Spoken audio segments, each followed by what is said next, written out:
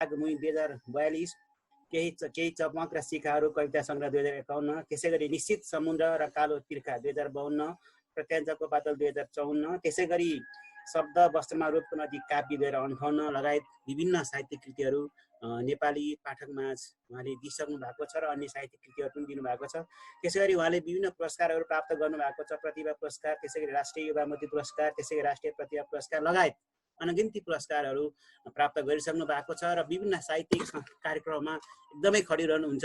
विभिन्न पत्र पत्रिकामा लेखहरू पनि प्रकाशित गरेको हामी देख्छौँ, निबन्ध पनि पढ्छौँ। त्यस्तै गरी विशेष गरी कविता लेख्नुहुन्छ। बागदर साहित्य समाजले यो लकडाउनको समयमा विभिन्न स्रष्टाहरूलाई जोड्ने क्रममा आज म वरिष्ठ कवि महेश प्रसादज्यूलाई यो भेटघाटको जमर्कोमा हार्दिक स्वागत गर्दछु।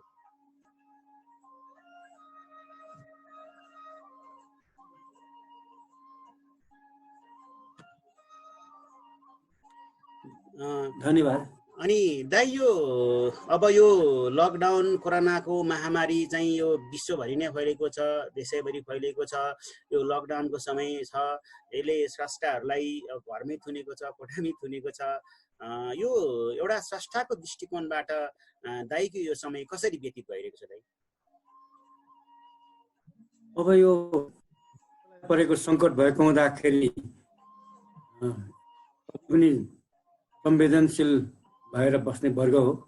हजुर, सबभन्दा ठुलो कुरो मेरो लागि त पर्सनली मेरो परिवारको लागि मेरो लागि मात्र त ठुलो चिन्ता होइन, खाने बस्ने लेख्ने पढ्नेमा बितिरहेको छ। तर म विश्वभरिका मानिसहरू, अभाव, कुण्ठा, गरिबी, बेरोजगारीमा रहेका मानिसहरू, यिनीहरूको विषयमा त बढी चिन्तित छु, जसलाई चाहिँ साँझ बिहान आफ्नो गुजारा टार्न धौधौ परिरहन्छ। यो विरुद्धको विज्ञानको चरम उत्कर्षको प्रतिफल मानव समाज, मानव जातिको, मानव सभ्यताको लागि जुन सङ्कट उत्पन्न भएको छ, यो सङ्कटले चाहिँ मेरो पर्सनल लाइफलाई त प्रभावित नपारेको होला, तर राष्ट्रलाई, समाजलाई र विश्व जगतलाई चाहिँ जुन सङ्कट परेको छ, म त्यसले चाहिँ बढी द्रवित हुन्छु। म कहिले पनि ती कुराहरूबाट ओझेल हुन सक्दिनँ। आफू एकछिन रमाउन खोज्दा पनि म विश्वभरिका मानिसलाई सम्झन्छु र त्यो चिन्तामा, गरिबीमा अल्झेका ती मानिसहरूको लागि सोध्दछु, अनि औषधि उपचार नपाउने मानिसहरूलाई। र अझ म त नेपाली भएको नाताले विदेशमा रहेका चाहिँ लाखौँ हाम्रा दाजुभाइ दिदीबहिनीहरू आफ्नो देश आउन पाएका छैनन्, उनीहरू असुविधामा, अप्ठ्यारोमा, जटिलतामा रहेका छन्। तिनीहरूबाट बढी चिन्तित छु। हाम्रो सरकारले राम्रो पहल गरिदिए हुन्थ्यो। म सरकारलाई पनि आग्रह गर्छु, नागरिक समाजलाई, सम्बन्धित निकायलाई आफ्ना नागरिकलाई नेपाल भित्राउनको लागि, उनीहरूलाई सुरक्षित जीवनदान दिनको लागि सबैबाट पहल होस्, म त्यही कामना गर्दछु। दाइ, अब यो अहिले संसारै विषम परिस्थिति छ। हाम्रा धेरै नेपाली दाजुहरू विदेशमा हुनुहुन्छ, देश आउनु पाइरहनु भएको छैन। कतिपय हाम्रा नेपालीहरू सीमामा अड्किरहनु भएको छ। अब देशमा पनि एउटा कोरोनाको सङ्क्रमण दिन प्रतिदिन बढिरहेको छ, केही मान्छेको मृत्यु भइरहेको छ, केही दुःखद खबर छ। हामी स्रष्टा एउटा पाटो होला, स्रष्टाभन्दा ठुलो कुरा हामी मानव हौँ। यसले सबै स्रष्टालाई प्रभाव पारिरहेको छ। तैपनि एउटा स्रष्टाले हेर्ने दृष्टिकोण अरूभन्दा फरक हुन्छ जस्तो मलाई लाग्छ। पक्कै पनि दाइको जीवन पनि जति सहज, जति अनुकूल हुनुपर्ने हो, त्यो बित्या छैन भन्ने कुरा दाइले बताइसक्नु भएको छ। यो लकडाउनको समय लगभग 2 महिना जति हुन लागिसकेको छ। यो बिचमा दाइले कुनै किताब, त्यस्तो कुनै अध्ययनहरू के गर्नुभयो अथवा के रचनाहरू गर्नुभएको छ दाइ? मैले पत्र पत्रिका चाहिँ रेगुलर पढिरहेँ। म मुख्य कुरो लेख्नेपट्टि चाहिँ क्रियाशील भएँ। हजुर, बढी कविताहरू चाहिँ लेख्नतिर लागेँ। पुस्तक चाहिँ छिटपुट सामान्य किताबहरू मात्रै पढ्छु। मैले नपढेको कुरालाई पढेँ भनेर धाक लगाउनु पनि मिल्दैन। हजुर, र केही साहित्यिक साथीहरूको, कथाकारहरू साथीहरू जस्तो किशोर पहाडीको कथाहरू पढिरहेको छु। भेटेसम्मका माधव काफ्लेका निबन्धहरू जो यहाँ मलाई उपलब्ध थिए, ती चाहिँ मैले पढिरहेको छु। तर आफ्नो कविता लेख्नमै साधनारत हुनुहुन्छ। अब यो बागदुवार साहित्य समाजले यो विभिन्न संस्थाहरूलाई समेट्ने मेसोमा दाइले पनि मैले समेट्ने जमर्को गरिरहेको छु र यो सानो कुराकानी र के रचनाहरू सुन्ने सुनाउने हाम्रो मेसो पनि हो र विभिन्न संस्थाहरू यो लकडाउनको अवस्थामा कसरी दिन बिताइरहनु भएको छ भन्ने कुरा एउटा चासो पनि व्यक्त गर्ने हो। यो कुराकानीलाई म बिचमा रोक्दै दाइलेमा एउटा के रचनाहरू हाम्रा पाठकहरू तपाईँका पाठकहरू बागदुवार साहित्य समाजको यो मञ्चमा के रचनाहरू छ भने एउटा के रचना सुनाइदिनु हुन्न, के सुनाउनुहुन्छ?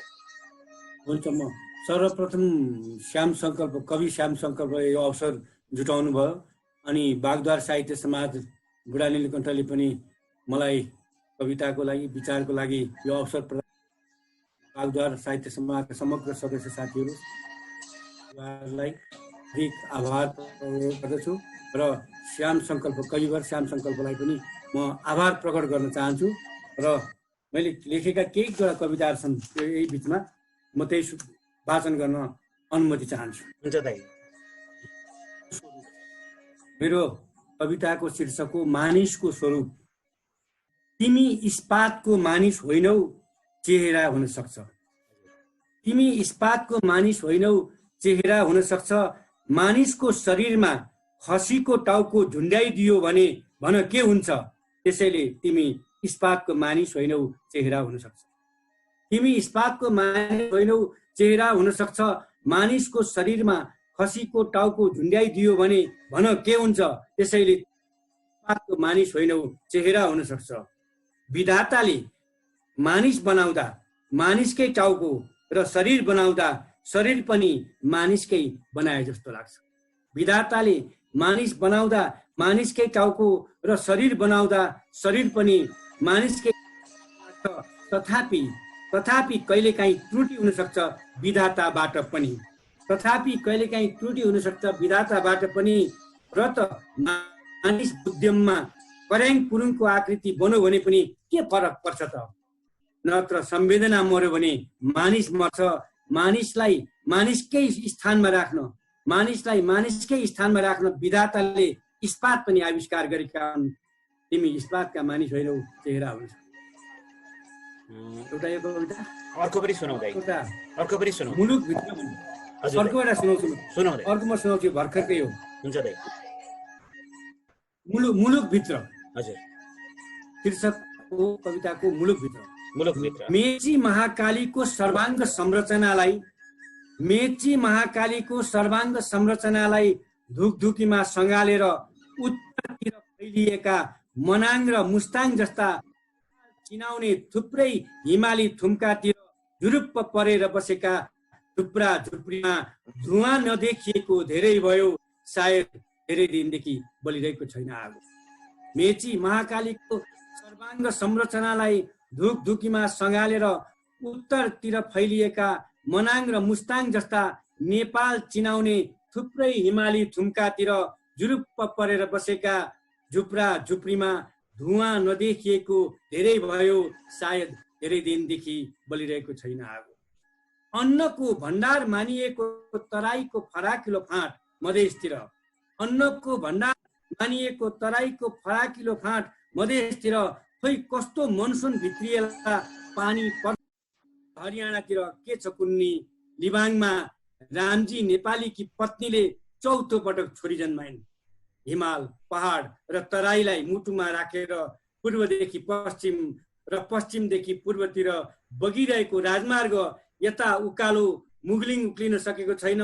सिंहदरबारको आरामदायी कुर्सीमा बसेर कर्णाली कालीकोटको बजेट इन्टरटेन गर्ने क्रान्तिकारी शासकहरूको जीवनशैली कस्मेटिक विलासितातिर उक्लिँदो अवस्थामा छ।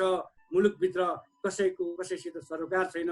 आत्मीयता र सदाचार पनि विघटनमा परिसकेका छन्। मुलुकभित्र राष्ट्रियता र राष्ट्र पालेर मुगलान बाँच्नेहरू पनि आत्मरतिमा लडिरहेका छन्। ठुलो लाचारी पूर्वक हेरिरहेका पशुपतिनाथ बुढाले के चाहिँ गर्न सक्ने रहेछन् र?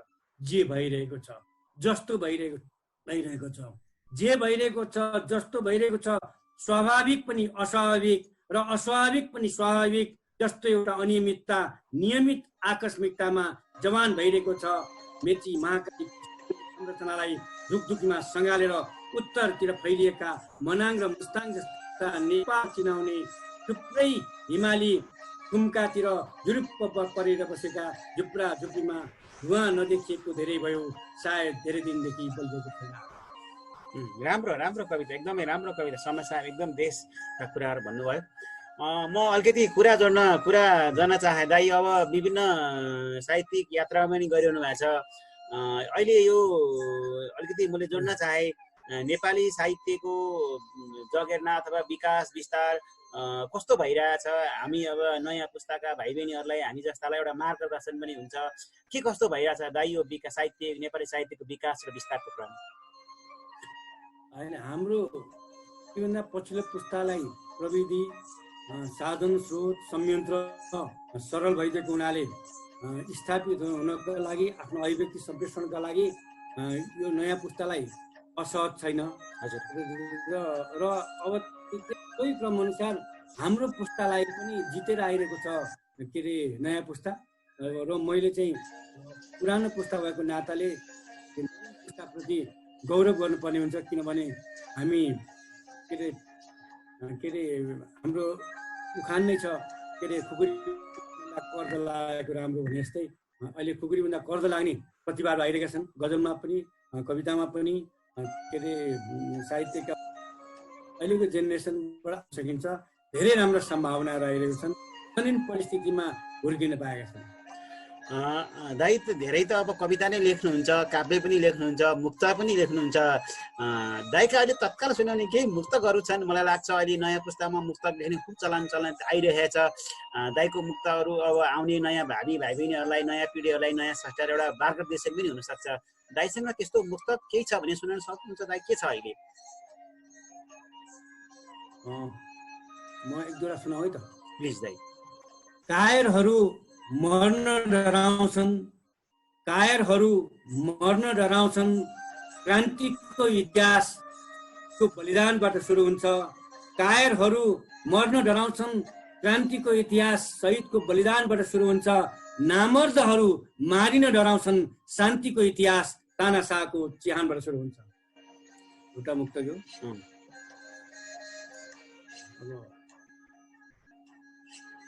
अर्को मुक्तक दाइ के छ? अर्को एउटा फरक, एउटा खान पाउने वर्ग छ, एउटा खान नपाउने वर्ग छ संसारमा। त्यसलाई सम्झेर लेखेको छु मैले। दुईटा वर्ग छ। वर्ग त धेरै हुन सक्छन्, एउटा वर्ग चाहिँ अहिले लकडाउनले पनि फरक नपर्ने खाएर अजीर्ण भएर के अरे दिनभरि पप्लो म्यारिज खेल्ने, बेलुका जाँड खाने, फसीका सेकुवा खाने र पनि उनीहरूलाई अनि बिहान मर्निङ वाकमा लामो लामो हाफ प्यान्ट र लट्ठी बोकेर, कानमा इयरफोन बोकेर ठुला गफ गरेर हिँड्ने वर्ग एउटा छ है। एउटा चाहिँ अब आज खाए भरे के खाउँ, साँझ बिहान टार्ने वर्ग छ, लाइफ दौडो पनि पर्छ। त्यसैले यो दुईटा वर्गको फरक पनि छ। हामी दुई बिच एउटा अन्तर छ। हामी दुई बिच एउटा अन्तर छ, त्यो हो अनुभूतिको। हामी दुई बिच एउटा अन्तर छ, त्यो अनुभूतिको कि ऊ आफूलाई मात्र प्रेम गर्छ। हामी दुई बिच एउटा अन्तर छ, त्यो हो अनुभूतिको कि ऊ आफूलाई मात्र प्रेम गर्छ, म उसलाई पनि प्रेम गर्छु।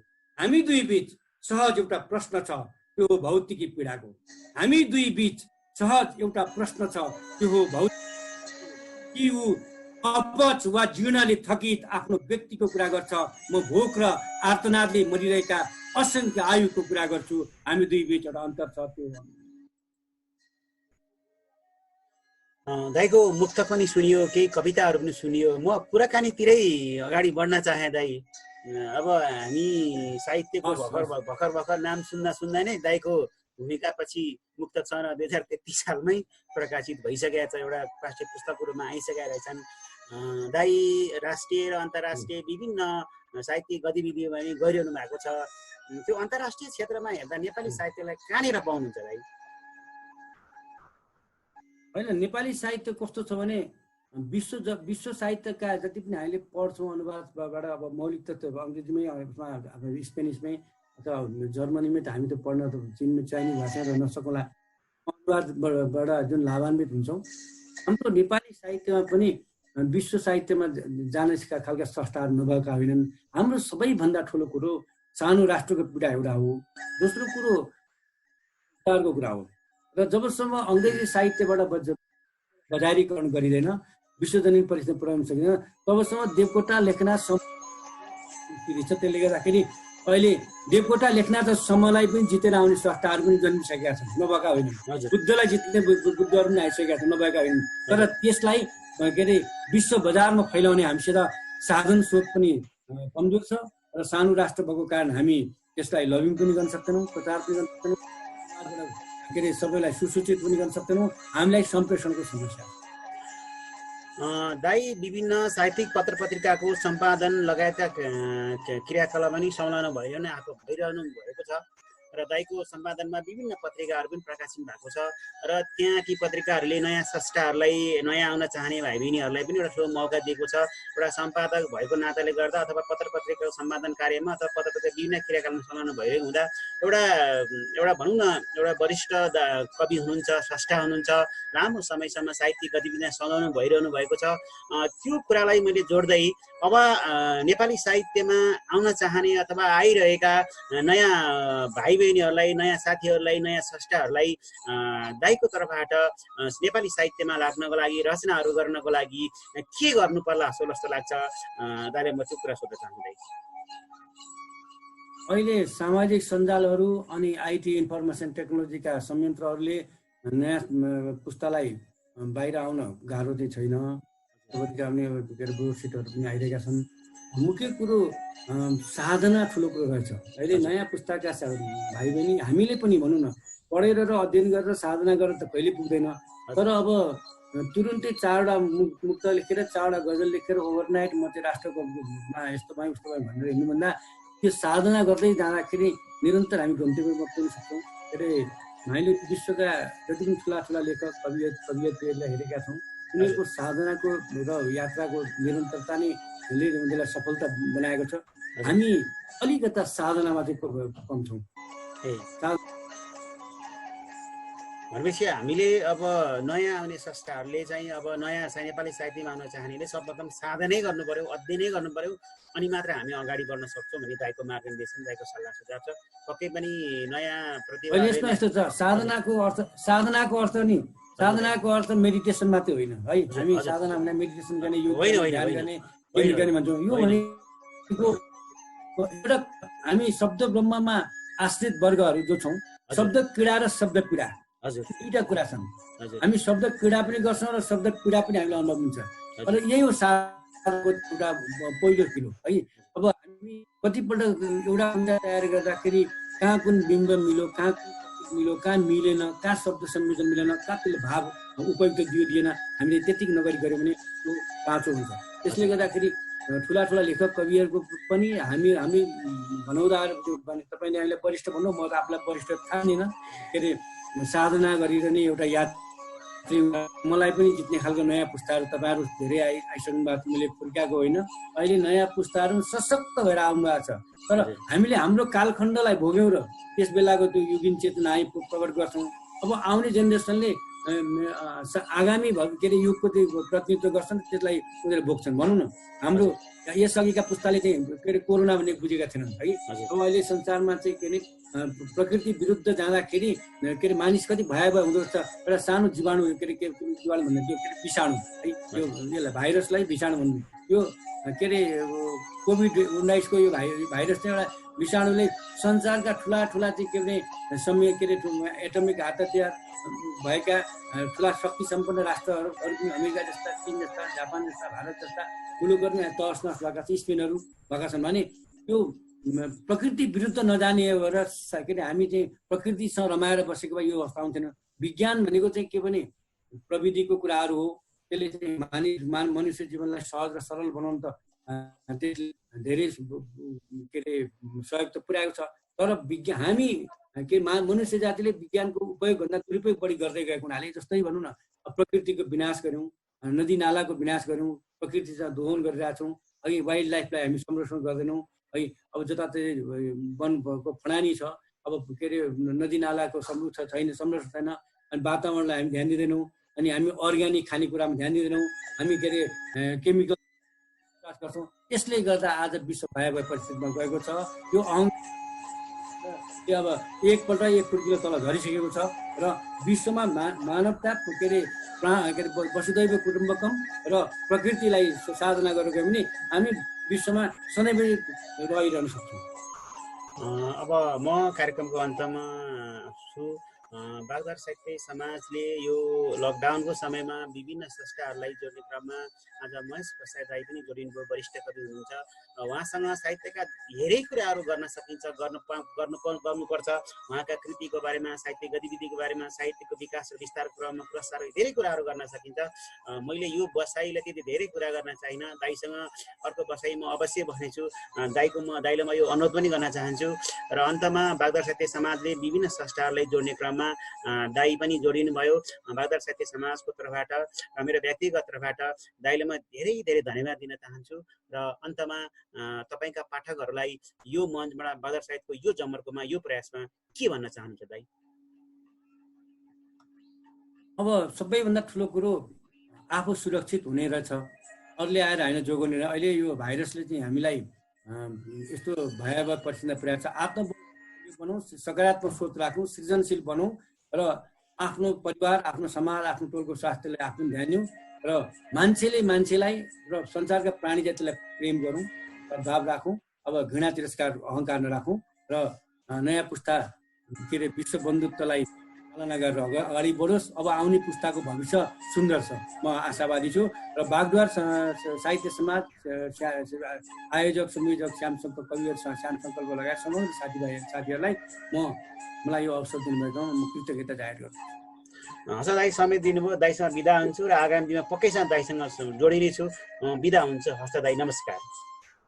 Thank you.